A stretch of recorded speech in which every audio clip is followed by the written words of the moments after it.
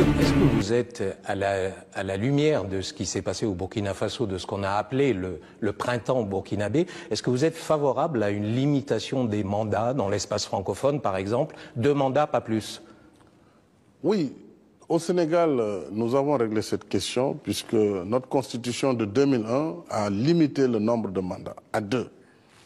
Il y a eu une variation, c'était sur la durée. Et moi-même, j'ai été élu sur le registre du septennat. Et pour revenir à une norme 2 mandats de 5 ans, j'ai décidé d'appliquer une réduction sur mon propre mandat. Donc, je suis favorable à la limitation des mandats.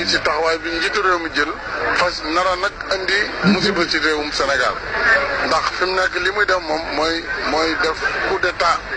constitutionnel mooy def forcing pour imposer réew mi loo xam ne réew mi du ko nangu tey du ko nangu ëllëg te it ñëpp décidé nañu taxawal benn front républicain maanaam muy parti muy syndicat muy société civile muy citoyen tout court ñëpp war nañu taxaw pour dire non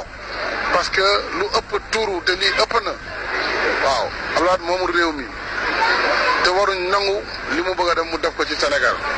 kilifa yi nag kilifa diine yi war nañu wax kilifa yëpp war nañu wax ndax bu ñu waxul léegi ce sera trop tard maa ngi ñaan aussi parce que li mu bëgg a def confrontation dana am c'est inévitable su amee maa ngi ñaan armée nationale nga xam ne c'est une armée nationale ni armée républicaine yëpp def ñu féetee côté askan wi ndax bu fekkee ordre c'est illégal c'est illégitime kenn waru ko exécuter waxatuma la ak naan dañuy jéem a boom wala di bundu xadal population yi te population yi dinañ taxaw faire face à Wade c'est clair donc ñu ngi ñaan na retirer son projet là ba nga xam ne amul bopp amul genn.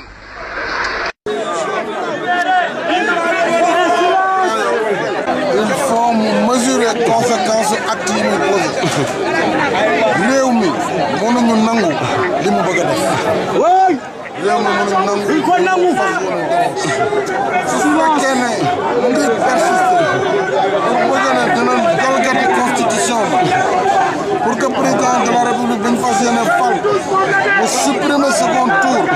ba pare def ci condition ne bu amee 25% maanaam ci électeurs yi nga xam ne ñoom ñooy wote te ku ne xam na ne mu ngi def kéemtalaay kattanam pour tere nit ñi voté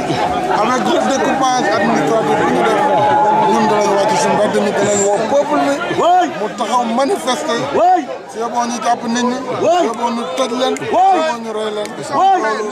nous sommes prêts danañu jiitu ñun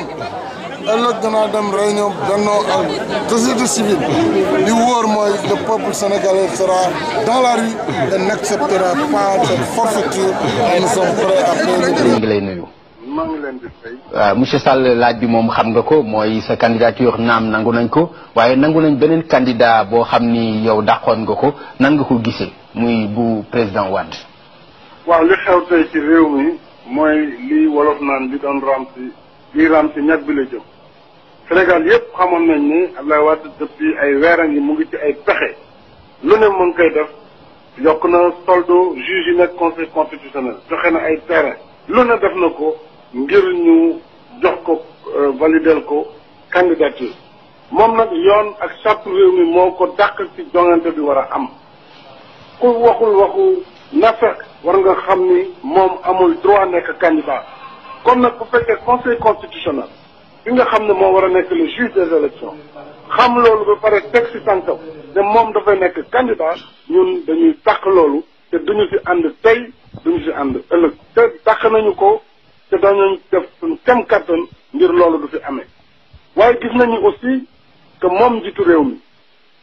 taxaw ne tembe jël ay motukaayam ngir andi doole jaay ko askan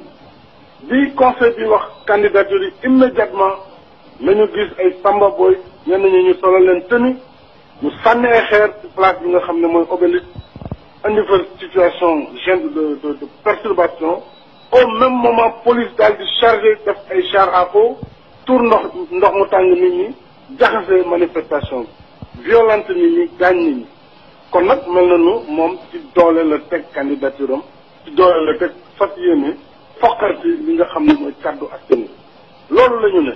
ñun duñ ko nangu te it comme moom léegi won nañu yoon wi démocratie mënul am boo ko waxee du dégg waxtaan ak moom mënul sotti adduna bi yëpp wax nañu ak moom nanguwul kon li ñu defee mooy ñu résister ñi nga xam ne démb ak barki démb suñu maam yi bi nooteel ñëwee taxaw nañu jànkantoonte ak ñooñu doon leen noot tey jii nag kii noot si ñun la bokk maanaam en tout cas ñoo bokk muy nit ku ñuul comme ñun di sénégalais moo fas yéene noot Sénégal ngir toog fi toj fi doomam te dañu ne loolu du fi amee. d'accord may ñaawlu aussi li mu def ndax waxtu yi may wax ak yow sorewuma place de l'Obélisque ñëw nañu si bërëb bi ma ne police dugg na si kër muy violation de domicile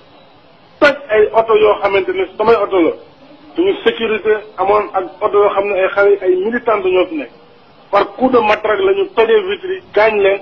dóor chauffeur yi waxtu yi may wax ak yéen ñooñu ñu yóbbu nañ leen ci clinique bi nekk ci wetu place de l'Obélisque loolu yëpp dañuy jël Abdoulaye Wade pour personnellement responsable lépp lu ci dal nit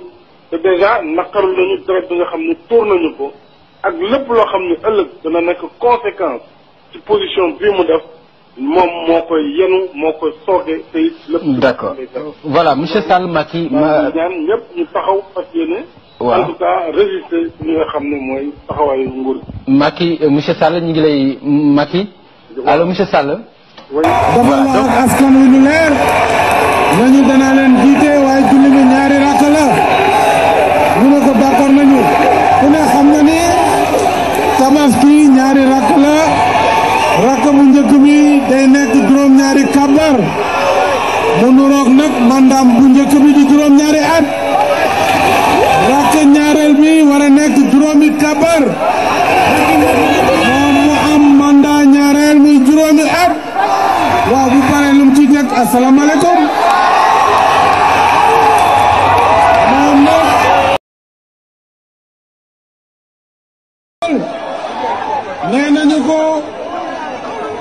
nee nañu ko subhanallah imam ne du dégg imam subhanallah mu ne du ma dégg damay kabara non pour un troisième mandat du mën a nekk kon nag président xoolaatal sa bopp. parce que man bu ci yàlla àndee 2 mandats mënuma ko passé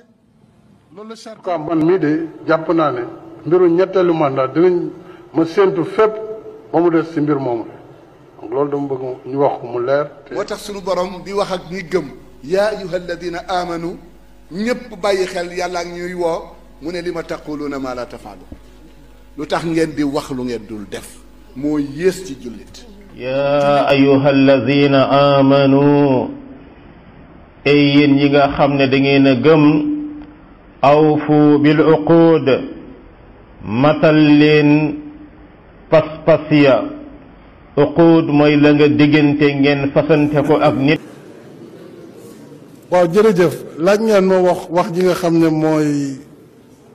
moo nekk ci xibaar yi fan yi yëpp dégg naa ay coow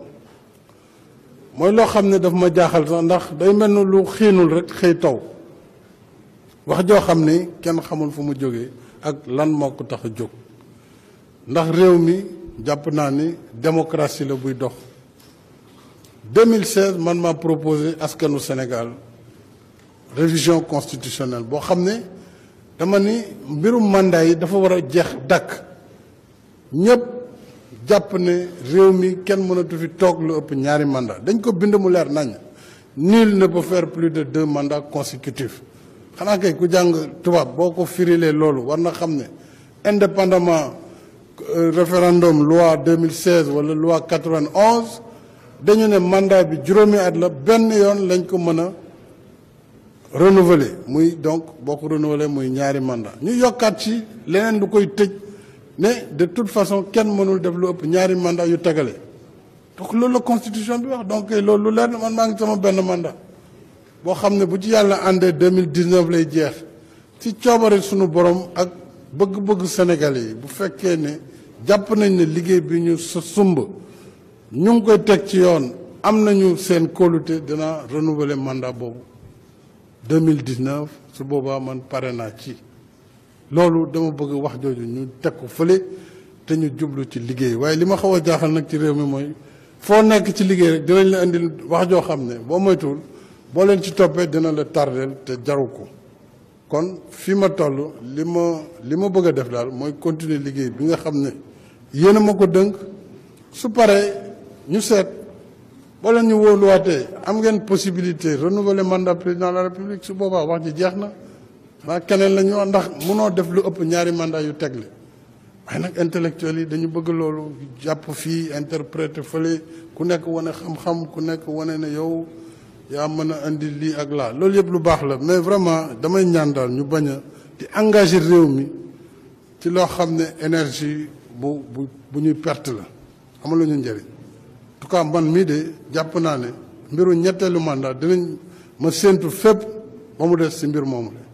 donc loolu dama bëgg ñu wax ko mu leer te mu yem fi donc maa ngi sant ñëpp ginnaaw bu ma sante sama naataango président. dañu ne mandat bi juróomi at la benn yoon lañ ko mën a renouveler muy donc boo ko renouveler muy ñaari mandat ñu yokkaat ci leneen lu koy tëj ne de toute façon kenn mënul def lu ëpp ñaari mandat yu tegale donc loolu la constitution bi wax donc loolu lu leer na man maa ngi sama benn mandat boo xam ne bu ci yàlla àndee 2019 lay jeex ci coobare sunu borom ak bëgg-bëgg Sénégalais yi bu fekkee ne jàpp nañ ne liggéey bi ñu sa sumb ñu ngi koy teg ci yoon am nañu seen kóolute dina renouveler mandat boobu 2019 su boobaa man pare naa ci. Je suis dans la logique de ne pas dépasser 2 mandats si le peuple sénégalais me fait confiance en 2019. fii ñu doon forcer dictature ci paxum lëndëm lañu teere neel ma Macky Sall 3e mandat dañ koy teere 2021 ba tey ci France lañu dépendant damay ruus su ma leen gisee ngeen di feetu indépendance atum ñàkk kaaraange ak agression jam la paaka dëkku fecc ak way ndaw ñu pervers mën a saaga lii raam ca ñàkk ba la jëm te bu moytuwul dañ koy taal yàlla aaral réew mi ci barke Cheikh Omar Foutiyou Tall